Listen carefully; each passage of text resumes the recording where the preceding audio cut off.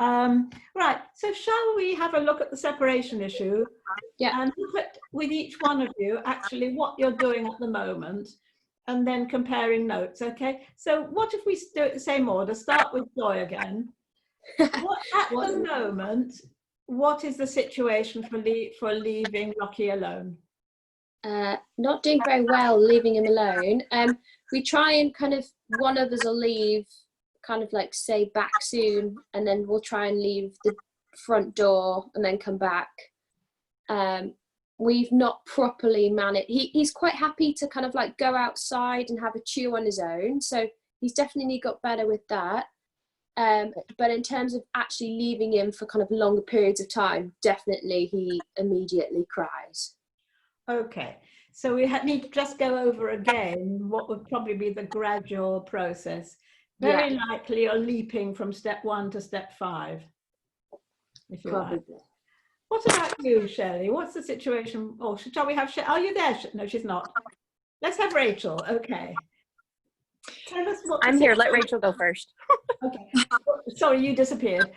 Yes. What are you doing? Anything at the moment to prepare Ted for being left, Rachel? So, I mean, I'll nip out. The most I've left him sort of is for about 2-3 hours, I'd say maximum. Oh, that's a long time. Yeah, but I am getting him used to being on his own, and he's obviously in his crate when I go anywhere, because we can't leave him. I don't trust him yet in the house. But no, that's what we're doing, and he's obviously very excited to see us when I get back. But do you have a camera on him or anything? No, not yet. It is something we are looking at doing, but not because you don't know what he's doing while you're away, do you? No. So he could have separation problems. Yeah. Right. Well, I would say that you need really to know what's happening, because you don't have neighbours to tell you, do you? No. You live on a farm. No. I would say that's quite important. See what's happening, because you'll be able to tell. And if he has a little cry, then just settles, gives up, it's probably because he's bored, a bit lonely, and gives up. But if he persistently cries, we really need to do something about it, don't you? Okay. All right. Yeah. No. I'll You could, even if you've got something like an iPad, just leave it recording. Yeah, that might be a bit easier to do, because I can do that straight. Yeah. On a one-off, and if he's absolutely fine, you don't have to worry, do you? Yeah, I mean, to be honest with you, I could even just set a voice recording, because it's just more to hear, isn't it? Really? Yes, I think probably is. If he's in his crate, he can't be pacing about panting, because he can't, because he's in his crate. You hear him panting. Yeah. Okay then, Shelley, let's hear yours. So we've only been able to work up to, I think Sophie said 4 minutes with Luna to leave her alone. So Rachel, well done for 3 hours, because I have no idea how we'll ever get there. It feels like never. But up to 4 minutes is an achievement. Yeah, no, it's good compared to where we were, where we couldn't even leave the room without her barking. She realised that once I put the Kong in there, they'd be right back. And then So Sophie's been working with her. Sophie's not coming on camera today. Basically, Sophie's been doing, as you suggested, Theo, putting in a Kong, leaving the room, going back in for short stints. It's just taking much longer to kind of get there. But how many times a day would you do that? 2 or 3, probably. Well, the more times you do it, the more quicker you'll move on. Yeah, no, that's true. It's just difficult because obviously Sophie's working from home at the minute, so it's difficult to have meetings and go in and out, where I'm at work all day and I'm at the hospital and I'm there 10-12 hours, and then I come back and then she's left here with Luna to kind of crack on and do it. But we did get Sophie's mom bought us a fur bow, so that's probably going to help as well. Oh, good. Yes, good. All right. So, shall we just go through the process again? I think it's, as with everything, you really need to take it slowly. It might very well not apply to you, Rachel, because it might just be you're one of those lucky people that you put him in his crate and he's quite all right and you've gone. You just don't know, because you. Yeah, I mean, another thing actually, Theo, it just reminded me when I was hearing Shelley speaking. I do often sort of, if I'm over the other side of the house, I'll leave him just sort of for a while with me out the room, and I can still hear what's going on, and he's fine. Like, I keep going back to check on him, and he'll just be laying down, or you know, chewing his toy or something. So I am doing a bit of leaving the room and going back every now and then, and he seems okay. It does sound like he has no problem. It sounds like you're lucky, because I think most dogs who have separation when you leave, excuse me, they also have separation when you go out of sight. Oh right, no, I mean I guess yours, just get used to that. Make sure I do. I think that's so good, Rachel, because like Sophie was just pointing out, Theo, and I don't know if this has anything to do with it. So like when we leave the room and stuff, if she's quite happily entertained, like right now out in the garden, she's literally happy as a clam, laying in the grass, like literally just, I don't know if you can see her. I'm going to try to show you. Sophie's just escaped. I can see her in the distance. You can't escape, Sophie. I can see you. You can see she's quite happy out in the grass. Yes. And then It's being in the, maybe it's just a crate. maybe it's just the crate, which is really weird because at night she actually goes to the end of the bed because she settles, and we're up to 9 hours in the crate at night without any mess or anything. Wonderful, isn't that? And she goes to the crate, like she kind of goes to the end of the bed like, okay, I've had enough, you guys are taking up too much space, I want my own bed.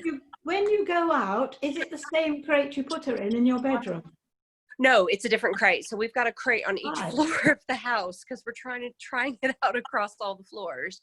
So the plan is to move her crate out into, we have kind of a landing area outside of our bedroom where the stairs are. So the plan is to move her crate out there, but we try to leave her in the kitchen in the same place.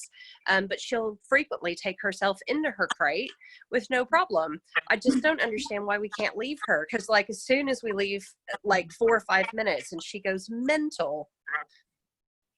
I wonder if she thinks that you are there and that she'd like to get you. I wonder if she, oh dear, annoying. I wonder if she'd be better if she actually knew you weren't there. Well, that's what we wondered, because we've told you that when she goes to puppy club or whatever for that 2 hours, and we've showed you the pictures, she's brilliant, like she's absolutely desperate to get to them. So I don't know, I think it maybe sits with me and Sophie more. I don't know. We keep thinking we're doing it wrong. Well, you've got two different sorts of thing, haven't you? You've got separation anxiety, which means that the dog can't bear to be separated from a particular person or particular people. Yeah. You've got isolation distress, which means that anybody will do, maybe even another animal, but they can't bear being left all alone. Now, it looks like, in a way, it does look, Shelley, as if Freddie Frankie has, Frank, isn't it, has sort of separation anxiety from you, or maybe from Sophie. Oh.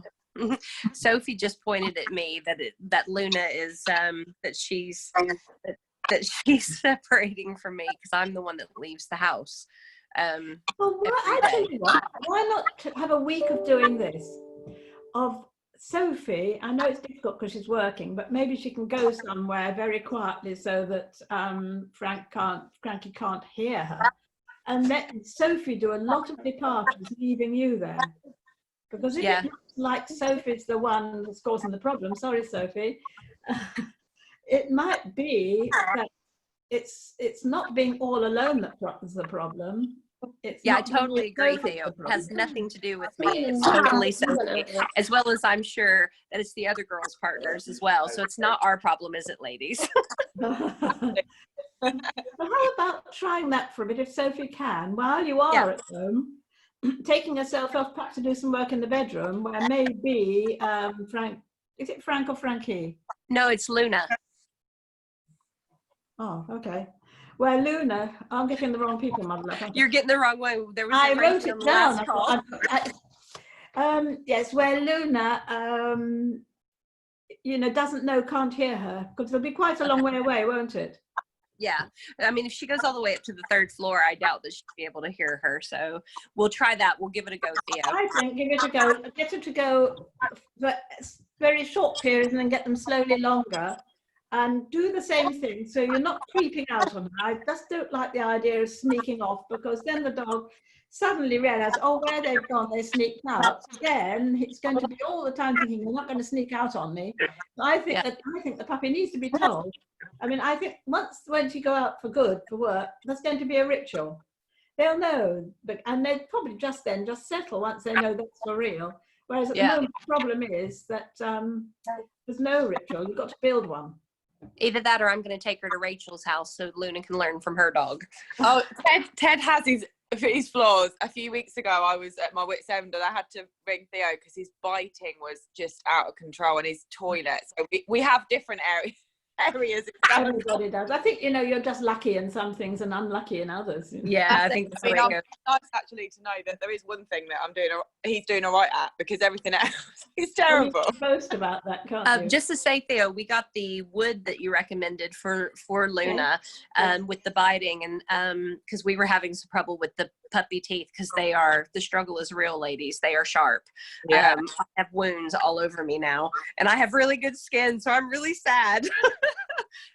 But the wood was really great, and it's hard enough for her to kind of, as Theo said, it kind of releases natural oils. She loves that, so that's been very, very helpful. And the yak bars as well too. Yak and the wood. Yeah, mine hates yak. That has been worn down by lots of dogs. Yeah, if yours hates yaks, you must get the link. Theo put a link up for the wood, and it's been fantastic. I have a look. Bull's Pizzles are my friend. Sorry. Bull's Pizzles. Just put on Amazon wooden dog chew, and you'll see. Let me show you. I'll show you the full size version. I got the yak one after that link, and I was like, oh, I saw them, and I was like, oh, I'll get one of those. But he's not too bad at biting. I mean, touch wood. He's losing his teeth now. Yeah, he's losing his teeth, his little baby teeth. Have you found any, or is he swallowing them? If you have a German Shepherd or something. Wow. But they sell them all sizes. That one's worn itself down to that. I haven't found them. Oh, sorry. Sorry, actually.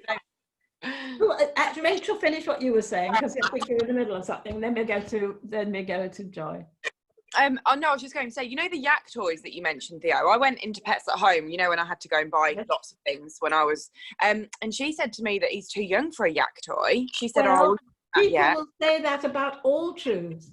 They say, and the thing is, there'd be no live puppies if people worried so much. And my point is that actually this baby teeth, they're going to lose them anyway. Yeah. And the next ones coming through are quite strong. And actually the yak toes, they're not hard like a reindeer antler or stone might be. There is a certain sort of softness. I've never heard of it. I can tell you this, they will say that they're too young, because they said the same thing for Luna. And Sophie and I, honest to God, we had a week where we just could not cope with her biting. Like, it was just her puppy chewing, because obviously her teeth hurt. And we were like, forget it. She's really close to the 4-month mark. Yeah. And we were just lucky, she'll wear some of the points off the teeth. Oh, she did too. She's got a couple of loose ones at the front. Honestly, give it a go. And I say, if you're nervous about it, just keep an eye on her, because that's what we did, because Sophie was quite nervous about giving it to her too young. But honestly, like, she is tiny. She was only about 3 kilos when we gave it to her. You need something. You're saying you can give it something soft if something soft doesn't interest the puppy. Yeah. Really, your priority is giving it something to chew, isn't it? And saving yourself. Well, yeah. No, I will try it. And she just sort of made me feel like I was a bad puppy parent. She was like, oh, how old is he? And I was like 12, but she's like, oh no, he's too young. And I was like, okay. Oh, well, at about 13 weeks, we gave it to Luna because we could not cope. And she is, as you can see, let me put it on here. But like Theo said, she's still alive and well, but you've got to do what's right for you and what's right for your. You caught, you can't caught Sophie again. Sorry, Joy, you were saying. Oh no, don't worry. It was just about Bull's Pizzles. Ours are Bull's Pizzles. Yeah, that's good. They are they're basically like giving a kid an iPad, is how I describe it. So that's really what works for you. Yeah, no, he kicks him. He can go and take himself off and eat that somewhere else. That's kind of the one bit. It's a bit like Luna in the garden. Like, he'll just go and take himself off and enjoy his Bull's Pizzle. What's that? Sorry, I've not. What's that? Sorry, that you're talking about. You don't want to know what it is. What it is, Joy. You don't want to know what it is. No, we do want to know. Dried bulls with it, really. Yeah. Oh, dried bull willy. Oh, gotcha. Okay. Just buy them. You could, with your departures and things, that doesn't really apply to Rachel, I don't think, but the two of you, maybe make your departures associated Holly, with a you're ball just pizzle, annoying. so that when you go out for more than a few minutes, you leave a ball pizzle, perhaps, Shelley. See Can if, you buy them in pet shops, obviously? yes. Oh, You right. could buy them online on Amazon. Joy, where did you get yours? Amazon. Amazon. Right. Did you hear that? So Just buy them and try it. Sophie's like, yep. Well, basically, just let's wind up the separation thing. Basically, you've got to take it slowly. Yeah. You start at whatever the level, like with everything, the dog's comfortable. If the dog is comfortable with no absence at all, that's where you start. If the dog is comfortable with 2 minutes absence, that's where you start, and you work from there. And I am not a believer in sneaking out. So you, whatever you do, make it quite clear that this is a ritual that you go through before you go somewhere. So you call the dog into the pen, you give it its ball pizzle or whatever you like, or a few bits of food, and you say something like "see you soon, back soon" or something, just because it's a little trigger. Then go out for a moment. Now you can start building into that ritual the other things you do when you go out for a wheel. You could pick up some keys and carry on out, or change your shoes and carry on. Sort of build up so that your ritual eventually is going to be the real one when you really leave.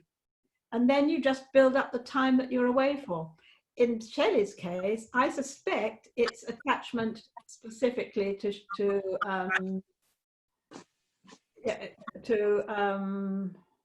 It's to Sophie, isn't it? Sophie, another S. Specifically to Sophie, so I'm afraid the only way it will work is if it's Sophie who goes. But if Sophie just walks out on him, maybe it's too much. So maybe to start with, have a week of her walking out on her, but when you're still there. And when you're maybe still there, not taking any notice of her, you know.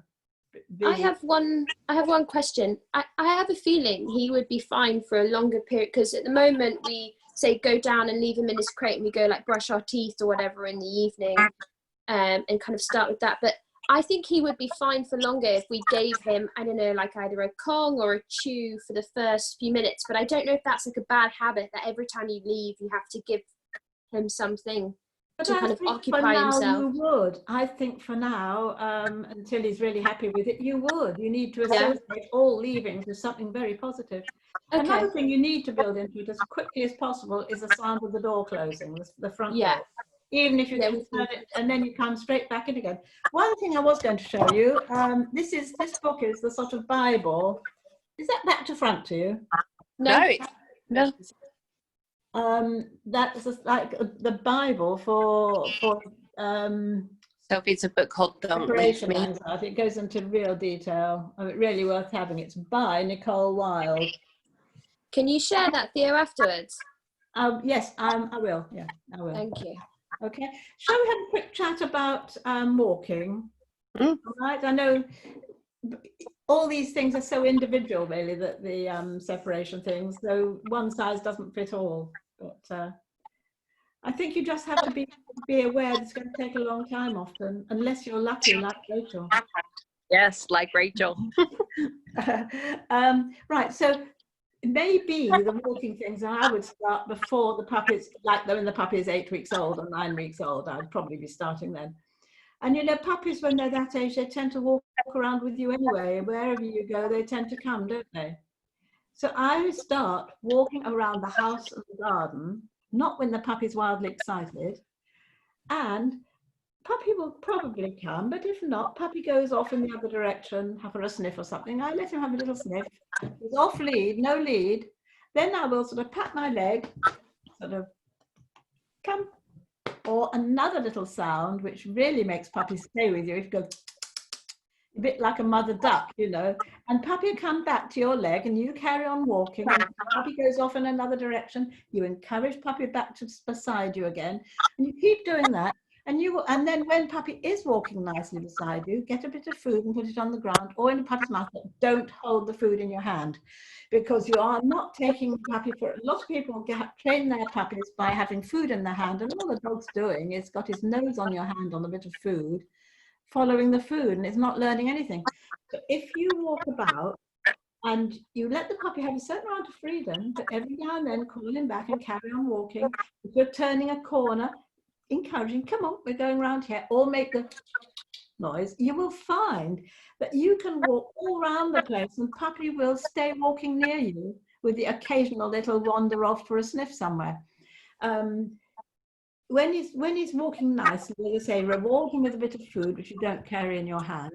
And if you do that a lot, you'll sort of can say to him, walk time, and we're going to have a little bit of walk work. And then when you're finished, okay, so that he knows when you started and you finished. So you're going to have a puppy who's walking perfectly beautifully with no lead. And I would do a lot of that to start with, even if already you have started taking the dog out and he maybe does pull a little bit. I would go back to basics and get him walking near you, or her walking near you, really, because that's where she wants to be. You're where the fun is. You're encouraging, and it's sort of a technique. Now, the next part I would do and put into that is I would always recommend a harness, as you know. And you know, for a little puppy, I would look for a little fleece harness, because the fleece is soft. You know, if necessary, get a cat harness, but something needs a harness, I think. And then what you do, the harness is the next thing. The puppy might not like having it put on. So the next thing is to get puppy loving having his harness put on by using food and so on. But you're not going to hook anything to it. Harness is on, fine. Okay, now carry on with your walking, your mooching and walking around the place. He happens to be wearing a harness, okay? So he's beginning to connect the feeling of walking nicely with a harness on. Then the next thing I would do is get your lead and just put it around your shoulders. Now, what I would say, you need a lead of about 2 meters, at least, a training lead.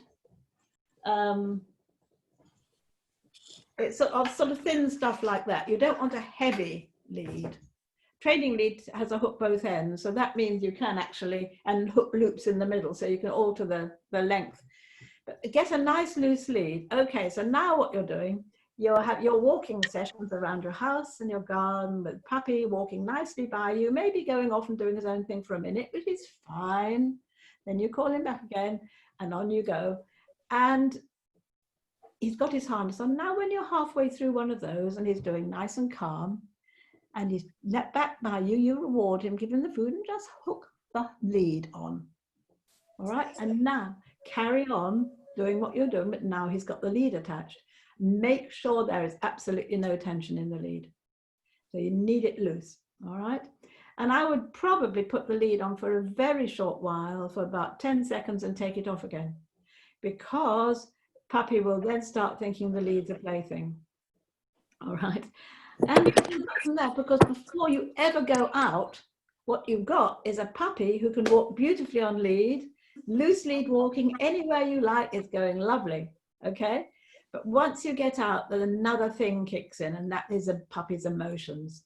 Once you get out, he may be wildly excited, everything may be scary, arousing, and so on. And those things might make him pull. But the actual technique of walking nicely has already been learnt. So if he then starts pulling or going on strike or other things that they might do, then you need to be looking really as why is he doing it? If he's going on strike, he's probably overwhelmed. Frenchies are very good at going on strike. Or if he's really pulling, it means that possibly he's a little bit anxious or overexcited. So you're doing too much too soon. So you need to take it more slowly. But that's what I would say. If everybody did that from the time the puppy is 8-9 weeks old, had little sessions of walking around and making it such a fun thing to be walking near you. When you're out, loose lead walking is already well established.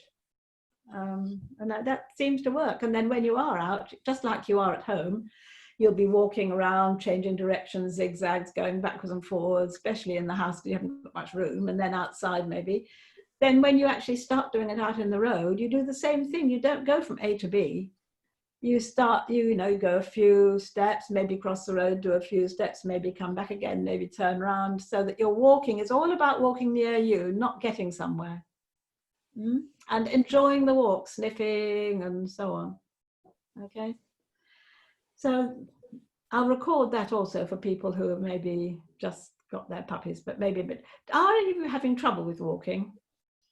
Well, I've sort of skipped a lot of those steps, Theo, because, obviously we don't have an enclosed garden as such. It's all just open. So every time he goes out, his harness is on and his lead has to be from a safety point of view, because obviously we haven't got an enclosed garden. Not a big open house. You could do an awful lot of it in the house. And Okay. then, We're trying and once you're out, you put a long line, like 20, 30 feet on him. So he's still quite free. Yeah, to be fair, if we could get some sort of yeah, just from a safety point of view, I can't have him sort of, and obviously in the house we're only containing him to the downstairs living space. He's not coming like to the bedrooms or anything like that. It's enough for doing your silly walking. It really is. You don't need a big space. You need a lot of changing direction so he learns to stay with you. I would go back and do that in the house, and then to pop a long line on him. You've got a long line, haven't you? Well, the one that I've brought for you, I've actually it's just like it's relatively long. It's got, the only thing is it's got quite a small sort of fastening, and it's a bit too thin for the harness lead, for the harness like clasp. But that's all right. All you do, Rachel, I'll show you. That's easy. Hang on, let me see. All you do is put it, if it's thin, push it through the loop. Hang on, let me find one. Here, I'll show you. Push it through the loop and then hook it back on itself. Hook it completely in like that. got two. I can't. Let me see if I can show you. I don't know how to turn my camera around like that. You see, my harness has got two bits. Yeah. All right. And obviously, this can only fit through one because it's quite small. What you can do? Push this through both. Turn around a minute. Oh, okay. Push that through both of them. Yeah. Yeah. And then hook it to itself. You can push the lead in, even if it's small. Make it close. Make sure it's closed. Then you've got it like that. Oh, yeah. No, that's a good point, actually. Yeah. And then you can. Then you've got a nice loose long lead, and he will feel free. He can go off to the end of it if he likes, but when you're getting a bit further away, you make your little noise or whatever you do to attract him back to you, and carry on walking in another direction. So all the time you're changing direction, he's having to look to see, where are you? Oh, you're over there. I'm going to catch up with you. I mean, he does, like you say, that he does absolutely. He wants to be where I am, like where we are all the time. He just so he is. Perhaps we just need to start rewarding him a bit more, because we are taking him on walks just around the land because he's not had his booster yet. But reward him for walking near you. Yeah, Rachel, this is the one that we got, the halty one, and it's got multiple. You can see it's got multiple points on it, and this is the one that Leo suggested. Lightweight one, Shelley, or it's really lightweight. It's nice and thin, but it's super long, which is nice. But the halty ones, they are thin. Oh, it's right. Exactly what they want. Yeah, it's really lovely and thin, and it's adjustable as well, which is really great. I don't know if you guys can see, Sophie's doing mat training with Luna. Oh, bless her. Yeah, no, but the halty leads, I would recommend to both you and Joy if you don't have one. We got on the line with Theo, and Theo was like, you need to get something that you can adjust, and it really has changed our walks. And we also got a front and a back harness where we can clip in the front and the back, and now walking Luna is like a dream, and we can do all kinds of the lead Shelley has a hook both ends. Yes, and the harness has a hook in the front and one at the back. Oh, so when do you attach it at the top or the bottom? Do you just like for normal walking, front and back? I myself, especially my dogs, apart from my Cocker Spaniel, they are big dogs. I tend to put it just on the front.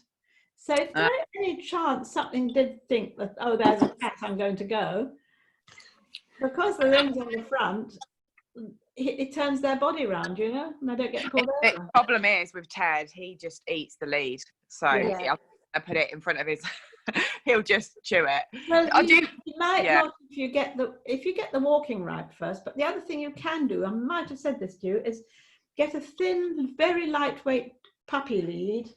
If I can find one, I'll show you. Made of chain. Hang on.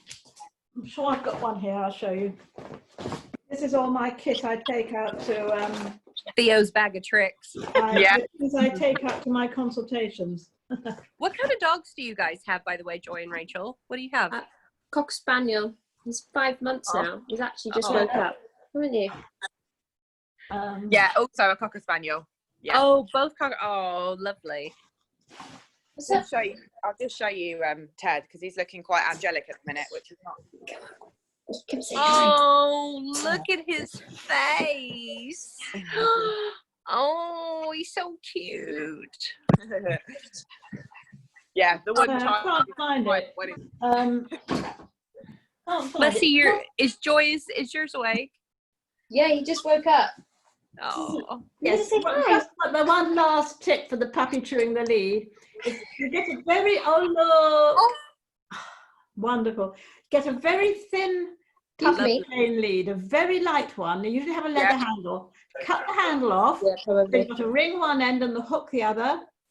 Yeah. On the end of your normal lead, put that chain between your normal lead and the hook on the chest so that he bites chain. Yeah, that's So it. not Yeah, that would so help. much, and it doesn't wreck your lead. Yeah, because I don't like you. I bet he won't like you in a chain. I bet. tried to hook on the front and he went nuts. So Ah, bless him. he's gorgeous. What's his name? name's Lockie. He's going to be taken out now. I think perhaps we've done what we can today, haven't we? Yeah. No, that was great. Thank you. What would in the future when I do this, does 11:30 on Saturday or 11:30 on Sunday suit you best? Probably Saturday, but it doesn't really matter, to be honest. Yeah. I'll We'll join if we can. I'll put the poll on again and see, and I'll narrow the choice down to Saturday and Sunday, I think. Okay. Great. Yeah, if you could share that book and that the chain attachment, that would be really useful if that's okay, possible. I will do that. I'll do it as soon as I say goodbye, okay? Perfect. That's And great. we- Thank you so much, then, Theo. Thank you, Theo. Nice to talk to see you. you all. Lovely to talk to you. Thanks. Nice to meet you, Lovely to keep in ladies. touch. Thank Bye-bye. you. Bye.